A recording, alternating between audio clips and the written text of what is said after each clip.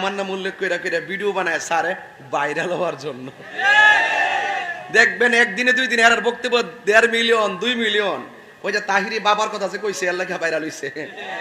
আরে বাবা তোরা তো আমার নামটা পাইলে জিয়াউল রোজ বাবা, আমার নাম নিয়ে বক্তব্য দিলে তো নিজেরা ভাইরাল হয়, নিজেরা ইউটিউবের ধান্দা করে, কথা কন ঠিক না বেঠে? তারা সুযোগ পাইছে কারণ এখন তো ওয়াজের সিজনটা ডাল না।